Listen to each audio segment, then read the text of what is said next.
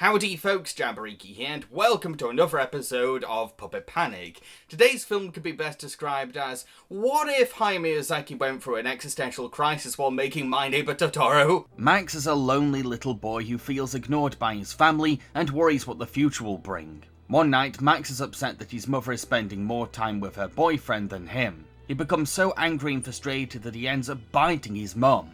He then runs out of the house, gets in a boat, and sails to a mysterious island inhabited by huge creatures who are having their own problems. To avoid being eaten by these beasts, Max insists that he's an all-powerful king, so the wild things decide to crown him and ask him to restore balance to their community. The work of director Spike Jonze can be summed up as hyper-realistic, yet also fantastical. I know that sounds contradictive, but what I mean is that he tends to take strange or surreal concepts and explore them through a very intimate lens. That same trademark can be applied to Where the Wild Things Are. Heck, I think it's maybe the best example of his filmmaking style. While this movie is based on a children's book and kids can enjoy it just fine, I think it'll be better appreciated by adults. Sure, the story centers on a little boy meeting a herd of monsters on a big island, which sounds like the perfect setup for a whimsical kids movie. But in execution, it's a very somber and philosophical indie film. The movie is rather uneventful and could easily slide into the slice of life genre, yet behind its simplistic storytelling and fairy tale setting is something much deeper, a cognitive journey into the inner workings of child psychology. You see, all these monsters could be seen as aspects of Max's inner psyche, caricatures of his thoughts, feelings, and experiences. Carol is Max's fears expressed through unhealthy aggression, the wild beast inside of him that comes out when he can't control or rationalize things that scare him. You lied? You're out of control! I'm not out of control! You were supposed to take care of us, you promised! I'll eat you out! KW represents Max's mother, as she's more interested in Bob and Terry the owls than her family, but Max himself doesn't understand Bob and Terry's hoots, it's just gibberish to him. This is much like how Max feels neglected by his mother because she's frequently busy talking to adults about serious things that he doesn't comprehend. Oh yeah, I didn't think of that. Wow, they really get to the heart of it, don't they? Douglas is the peacekeeper of the wild things, being the most grown up of all the monsters. He can be read as Max's missing father figure since his parents' divorce, perhaps his mother's maternal reassurance, or maybe even Max's own rational side. He's not our king. What? Don't say that. How could you say that? Don't you dare say that. There's no such thing as a king. Don't you say that. He's just a boy, pretending to be a wolf, pretending to be a king. Judith is very loud, so it's pretty easy to work out her personality. She's Max's sense of entitlement and selfishness, traits that most young children inherently have because they're still learning to respect other people's wants and needs. If we're upset, your job is not to get upset back at us. Our job is to be upset. If I get mad and want to eat you, then you have to say, oh, okay, you can eat me, I love you. Ira is Max's loving and calm side. While most wild things are mindlessly destructive, Ira can punch perfect holes into things, showing how feelings can be turned into art if channeled properly. I don't know how that happened. We haven't formally met. I'm Ira.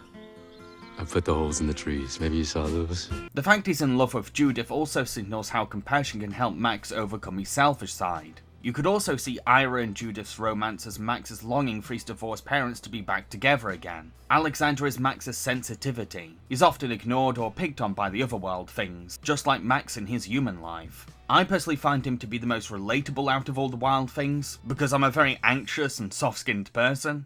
Who is that? KW, get in here. You gotta hear this. We finally got a king. That's true. A very impressive one. Yeah, KW, we got a king.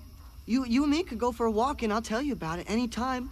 You could carry me like a little baby. And last of all, there's the Bull, a quiet yet intimidating creature who rarely ever speaks. I think he could be seen as Max's repressed feelings and how he puts up a guard instead of opening up more to his family. The reason why the wild things all harbour facets of Max's mental landscape is because this is pretty much a coming-of-age story. It's about Max confronting the confusing mess that's inside his head as he tries to rationalise his aggression, fears, and guilt. His growth mainly comes from the running plot line of becoming the king of the wild things. It's the overwhelming responsibility of being a monarch to these creatures that teaches him how hard it is to take care of living things. especially ones this sensitive and demanding. Max's adventure on this island pushes him to feel more sympathy for his mother, because, well, being king of these creatures is a lot like parenthood. After being put in his mother's shoes, Max comes to realise that his mum is only human and has her own feelings too, which makes him want to finally come home and patch things up with her.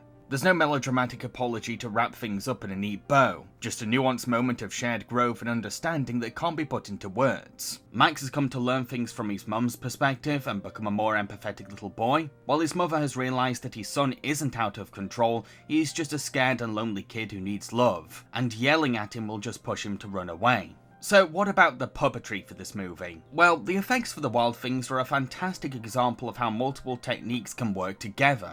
The monsters were brought to life by suit performers inside creature costumes, giving the characters a tangible physical presence alongside child actor Max Records. Each of these suit performers used soulful body puppetry to make these characters feel real and authentic. This is puppetry at its most raw and alive, all thanks to the humanity these suit performers get across. Then VFX artists used computer animation to add visceral emotions that animatronic faces couldn't. These 3D effects never stick out as distractions or come off as out of place, because the animators saw the practical costumes as an integral part of the film, and let the computer animation support the puppets instead of stealing their thunder. I also love the star-studded cast. Sure, you can recognise their voices right away, but they're so fitting for their roles that it doesn't really matter. I really respect the actors for not only bringing genuine emotion to these monsters, but also tapping into the mentality of a real child. Carol. Did you know the sun was gonna die? What?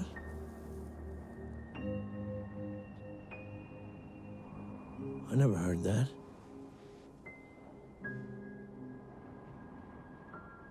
Oh, come on. That can't happen. I mean, you're the king, and look at me. I'm big. How could guys like us worry about a tiny little thing like the sun? Huh?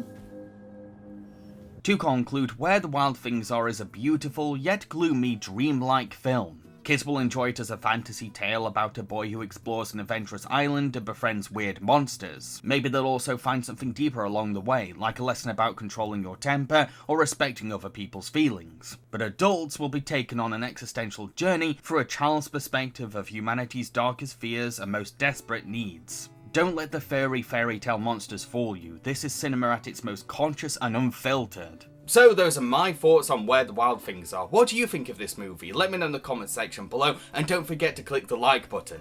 Oh, and by the way, do you like my shirt? It's my official signature on a t-shirt.